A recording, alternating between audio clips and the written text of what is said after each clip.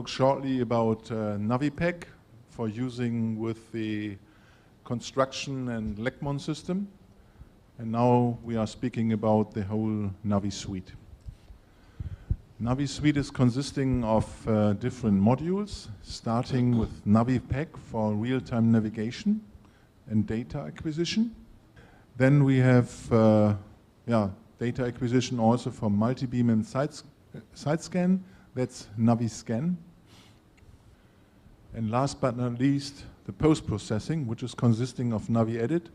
NaviEdit is sensor-based data cleaning.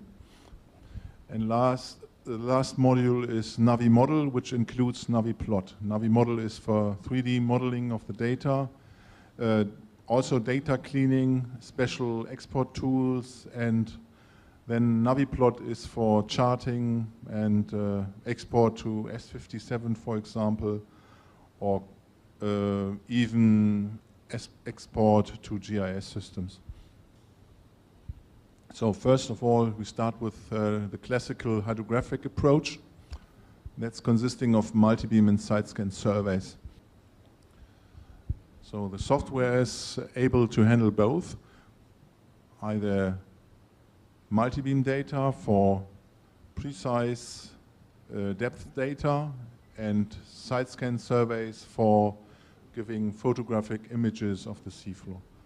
And as I already have highlighted, this approach gives you the benefit that we can supply software for all systems, and thus you don't have any need for using different software packages for different approaches. And another advantage is that there are a lot of freelance surveyors around who are able to handle the software. So, like we have already done in this morning, we start with NaviPack. NaviPack is the route planning and survey control tool. So all different sensors for positioning, for motion, for PPS signal, and things are interfaced into NaviPack. Then we can also display in our helmsman displays the sonar data coverage, which you have already seen during the construction surveys. And it offers a dynamic route planning. That means you can plan your survey already in the office and later on modify it in the field. And as always needed, the whole setup is done in NaviPack, so that means all the different level arms which you have on your survey vessel. That means the distance from the vessel origin are measured inside NaviPack and filled into NaviPack.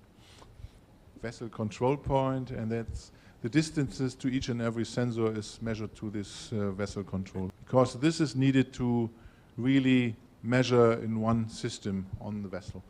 So you need, for example, the height of the antenna above the reference point. You need it for the heading. The heading should always be in the middle axis of the vessel. And you need it also for motion data, that the motion data are referenced to the position of the antenna. And then you have the data recording control, so you have a lot of modules controlling the quality of the data, including an alarm system. This is the typical view of or background view of NaviPack. First of all, you have a navigational chart, an electronical chart in the background, and then some coastal lines, and then on top you have already existing multi-beam data. Then you have here the overview of all the depth appearing here in the multi-beam window, and different windows to control your vessel and range and bearing. That means the distance to the next kilometer point and how far you are off track. That can be also controlled here with this control. So this is a typical sonar acquisition window, which comes with NaviScan. And NaviScan is, as I already explained, the module which controls the multi-beam products. So you have the multi-head sonars with normally today 2 heads, or you can even have more sonar transducers connected. Then you have snippets or backscatter. Snippets is called for resonance multi-beams, and backscatter is called for the normal multi-beams, the sonar or the side scan sonar display. So and also pipe detection is done here in the multi-beam window. Short explanation: this is a typical cross-profile view. Here is somewhere the middle of the whole profile, so the middle of the, here's somewhere the transducer. And then you have a profile to each side of 20 meters. This is the same, but already acquired with different profiles behind each other in 3D view, and this the same in 2-dimensional view. Then we have up here a quality window, which shows how many packages are recorded, how is the latency of the transducer, and some quality factor. And then we have here a typical motion sensor window. In this case, it's roll, and maybe this is, I'm not sure if it's pitch. Here you can see now the full picture. So you have here the gyro display, here you have a roll display, and this is the body depth. So that's the combined depth was calculated from. Then you can also use NaviPack standalone that can also interface single beam echo sonars. Yeah, that's pretty much the same window than we have seen just before, and I explained how the windows are behaving. And this is just the track plot here, I forgot. And here you can see clearly the different profiles which are added one after each other. Now we come to the side scan display. This is a typical side scan view. You mostly have, if you have not corrected side scan, always a little bit of a gap in between the both transducers. And this gap shows clearly the water depth in this case. So if you have the middle line, the transducer, then you can really count up to both sides how deep it is in this area. And here you have some different views. One view is in colored view, and the other one is a typical gray, different gray values. And the third window down here shows the intensity of the reflected signal. And now we have the opportunity also, like you can see here in the red rectangular, that's target picking. That can be done either online or in a replay. Now you can see here directly an online display of side scan. Can you go back again? Okay. Oh, it's too short. Just to show. Here you have the target picker. This one here gives a position, and now you can see it here as a target in this. Then you can measure the width or the length of this object and can define some attributes like classification. The annotation is already included, that means the position, and you can change the settings for this. And you can also type in some text just free when you have some remarks to make. Yeah, this is a typical ROV survey. You can see here the ROV in the 3D view. This is a pipeline survey, obviously in this case. I just said that this is a typical ROV, this is a remote operated vehicle, and it surveys a pipe in this. And the whole thing is shown as 3D view in the 3D Helmsman display. And the DTM, which is calculated here in background, can be based either on TRN or TIN technology. That means triangular regular net or triangular irregular net. Regular network means that you all divide the whole area in small quadrants. That means same side length, and then you measure all the points in this regular net. That gives one depth. And then you have a bunch of points in this area, and that gives only one depth. And the irregular net means that you combine each depth with each other and then just make the connection between these both and calculate with the depth of these interconnecting line. Now we have a real-time survey. Here you see a frigate or something like this, military vessel, Navy vessel, and then you see how the 3D window is shifted behind the vessel in the 3D view. And as I already showed during the first presentation this morning, the operator can move in every direction so that you can see the vessel from each point.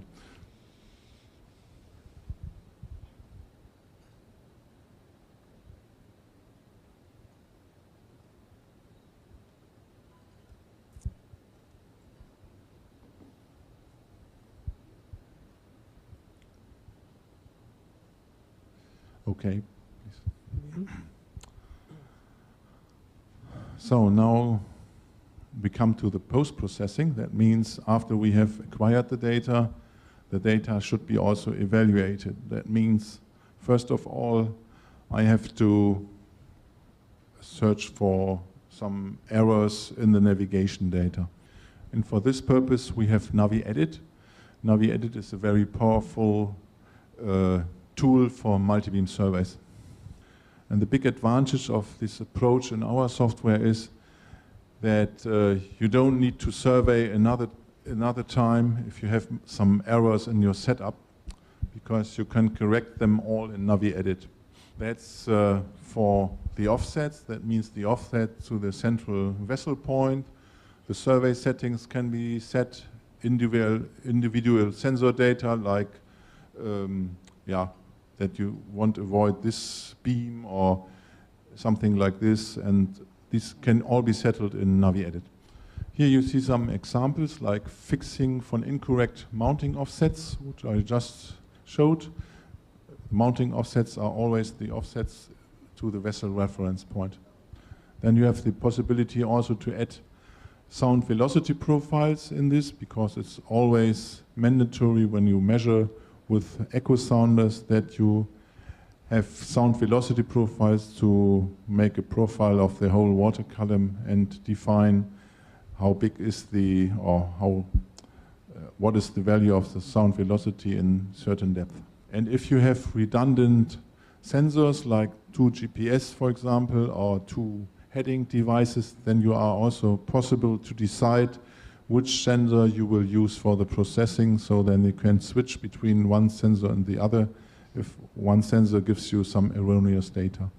And now you can see also that these data are representing the online data which we already have seen in NaviPack or in NaviScan.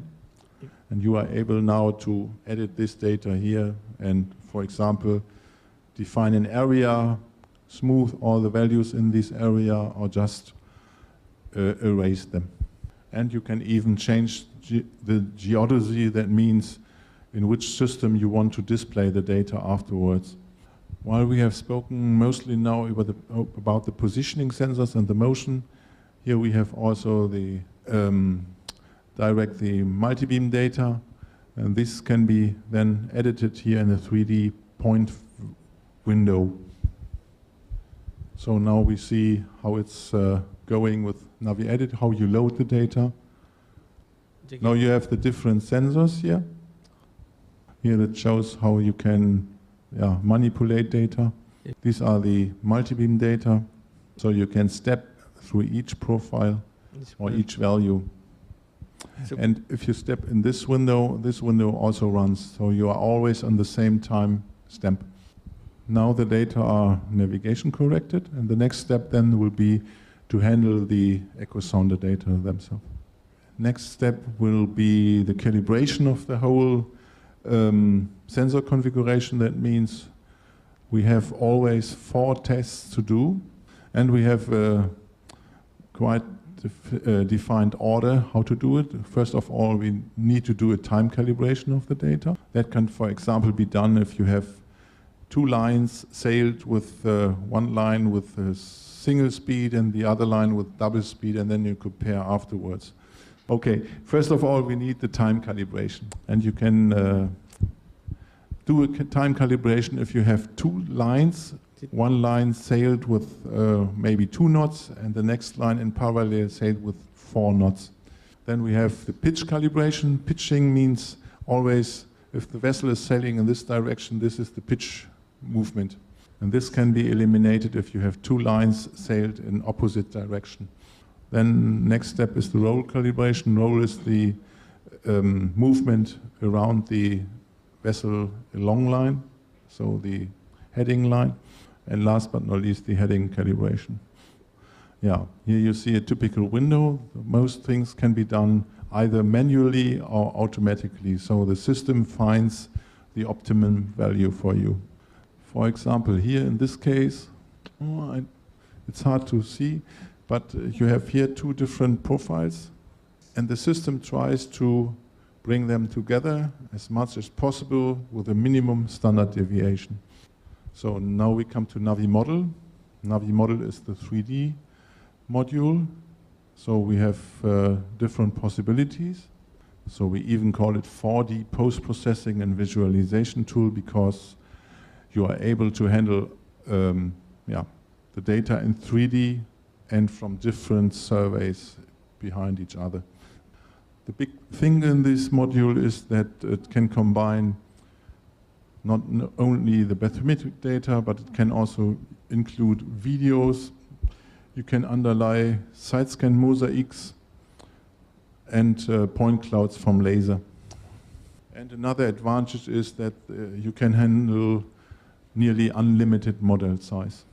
Here you see an example of a key line, underwater the multibeam data, and above water level the LiDAR or laser data. So this is also a view from NaviModel.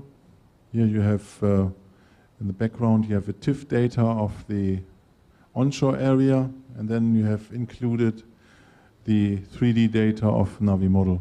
And when you handle NaviModel without a license, so you can just download it from our site, then you are also able to just give some exercises and view the data which you have acquired. The only thing which is blocked when you don't have a license is the export of the data. As I already said, we can handle multiple models in NaviModel. That means, as you can see here, we have 3 different surveys. They are overlapping each other. Here's one, then we have the second and the third one. You can only see here one model, but you have here a viewing slider which enables you to switch between the different models because they are just overlaying each other. And besides modeling the data, you also can do calculations and evaluations. That means, for example, you can generate a difference model of 2 existing 3D models. And if you define an outer border of an area, then you can calculate the difference between those both models as volume. This can also be done if you have a special model which you have already developed, for example in AutoCAD. You import it here as a point cloud, and then you make afterwards an evaluation. For example, if this AutoCAD model includes the required dredging base. AutoCAD is, if you have, for example, you want to have a model for a seabed, how you want to have it, so as it should be required. And then afterwards you come with a dredger and try to excavate all the material which is on top of the required model. And then you make a comparison what has been left and where it has been, where it is already on the certain depth, on the required depth. Now it shows how a model can be generated, just dragging some files into this, defining a cell size.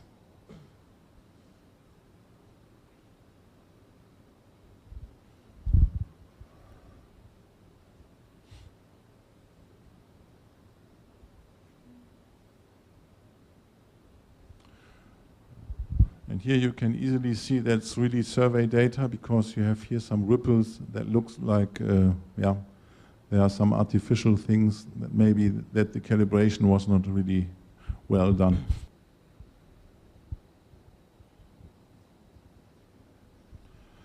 And now he tries to rectify the different models. That means he manipulates one model so that it fits best to the other model.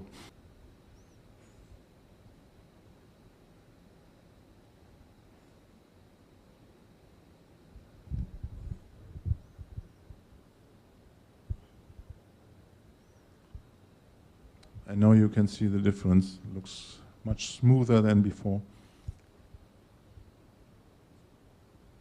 And then now he throws another model on top. So this was the model before it was smooth. And now he can change between the smooth model and the original model.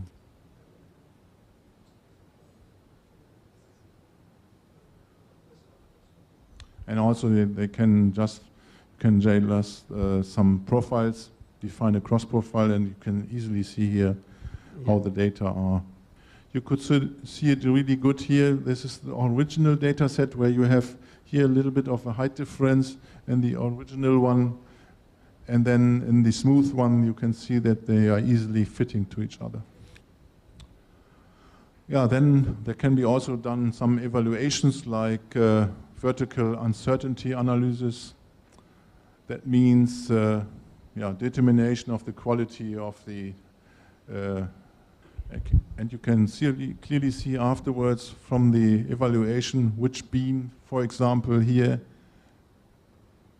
is giving which standard deviation. Then,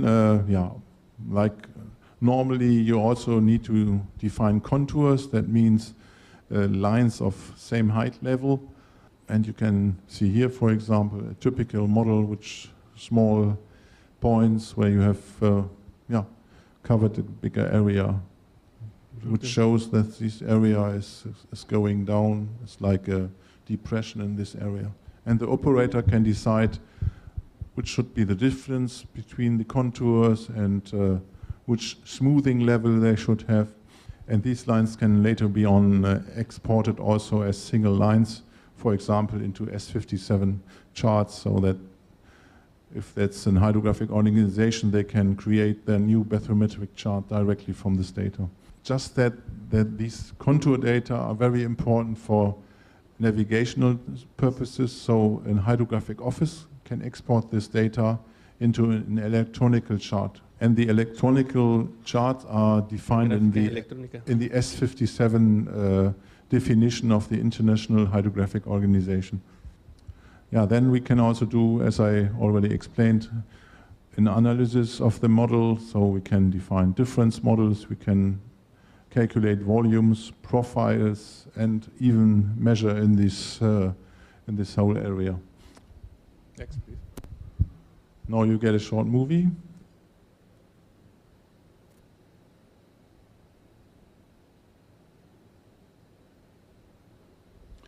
This is just a boundary for a volume calculation.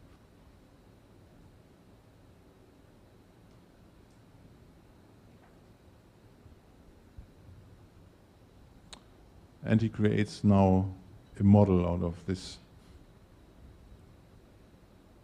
It's triangulated.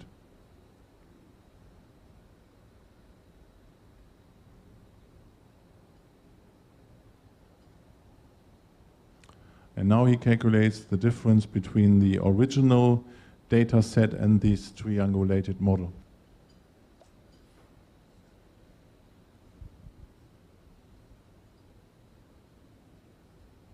Now he uses the reference model, and now you can see above are 10,000 cubic meters and below are 42 cubic meters, with reference to the defined triangulated model. The last module in the whole range is NaviPlot. NaviPlot is used for generating printed reports, PDFs, and charts. Although today most surveyors are working with electronic charts, it's also sometimes needed that you define real charts with a history and everything in a chart display. And this can really easily be done with NaviPlot. And we have a really interesting tool that's inside you can define a multi-page layout. Multi-page is useful when you have, for example, a cable or a pipeline route survey. You have normally a navigation or a KP line, which is following the pipe or the cable. And along this line, you define just how, what the size of your charts should be, what is the scale of your charts. And then this tool is automatically calculating the charts with overlapping areas along the KP line. And the data can also be exported to AutoCAD. Yeah, here you see some other export possibilities. So we can export to Google as for Google Earth, or we can export to GIS, S3 systems, or to Keras. Here you see the possibilities for GIS import and export. So even in NaviPack, you can load as background GIS data from different sources. And as I already explained, NaviModel can also export a number of different GIS products typically used and delivered by customers such as Google, S3, ArcGIS, or Keras. Okay. This shows a typical data flow with Keras integration. I don't know if everybody knows Keras. Keras is a powerful tool or software package for post-processing, which is especially used for hydrographic office. So we have two possibilities: either export the data from NaviScan directly afterwards into the Keras HIPS editor. HIPS is the hydrographic data, side scan data are called for SIPs. And this is the normal way which you use, for example, for hydrographic data. For pipeline data, it may be the different way. That means you use the way through EIVA, EIVA Navi Edit, and EIVA Navi Model, and export the data from Navi Model, where the pipeline data are corrected into the Keras Bethi database. Here are the benefits and advantages for Keras users and EIVA users listed. So Keras users, they have the advantage that they get something from our side, especially pipeline inspection and video, which they cannot do in their own software. And they also get a powerful cleaning tool, that's the scan cleaning tool. scan is a special tool to handle large amount of data and to clean this data. And for EIVA users, it's the benefit that they get extended hydrographic features. They get the cube cleaning, which also can be done similar in EIVA Navi Model. And they have in real survey data management and SSDN data deliverables. SSDM is a special abbreviation for that's for offshore data. It's an offshore database format. So here is the conclusion of that what I'm telling you. Multi-beam and side scan surveys can be easily handled in EIVA software. Big advantage, as I already explained, is that you have only one software supplier for all systems. EIVA has a user base of nearly 3,000 modules, and as I already said, gives you easy access to qualified operators because a lot of freelance surveyors on the world are experienced with EIVA software. Newest approaches are, example here, these are data from a Swedish company, MMT.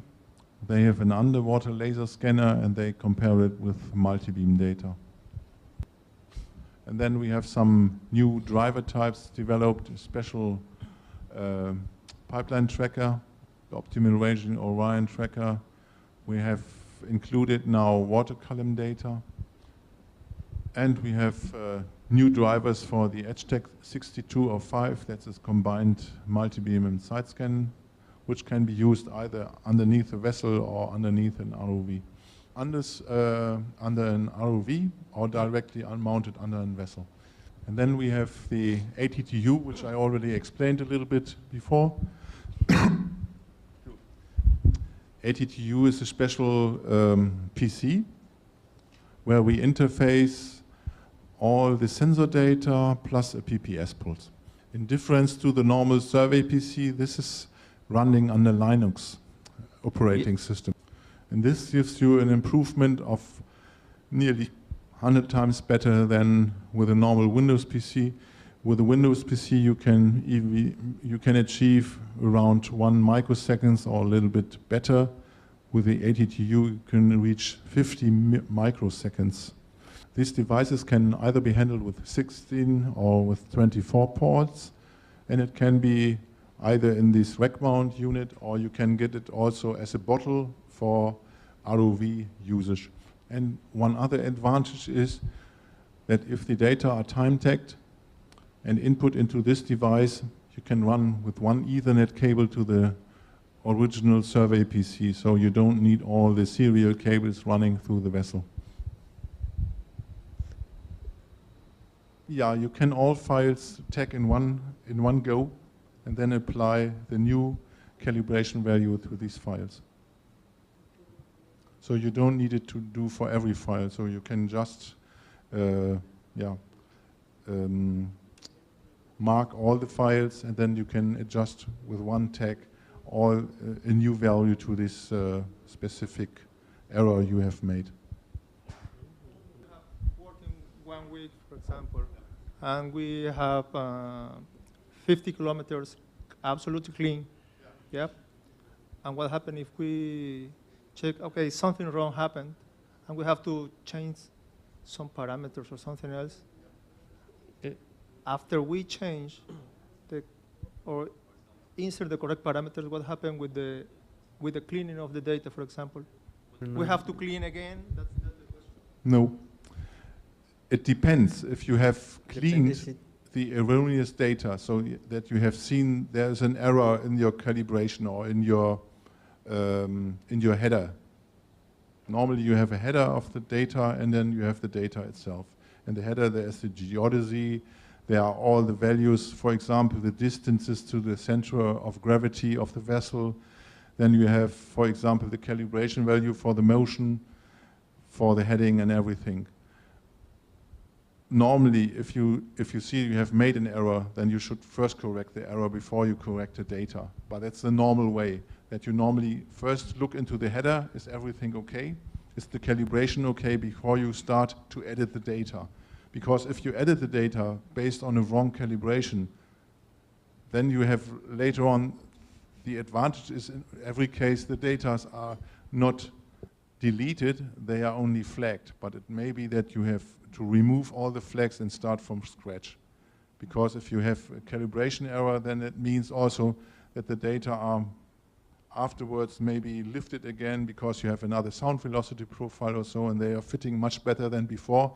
So you have deleted too much data. That means you should go away and start first with the calibration before you start to edit the data. But that then can be done if you have 50 kilometers of a route survey. You can do that in one go, that the calibration is changed for all the data sets. Yeah, we have a model or a module for doing USB calibration in NaviPack, yeah, directly. And what's the precision of the data that is stored in NaviPack? Precision? You mean how many digits, or? That's the highest possible. We always store all the data, so with the full length. Let's say that, for instance, a sensor gives you like 4 decimals. Yeah. Up to 4 digits. Then you store all the 4 digits. Only afterwards, if you export them, then they are cut to a certain level. Then it makes sense. If you export them to a coordinate triple like XYZ data,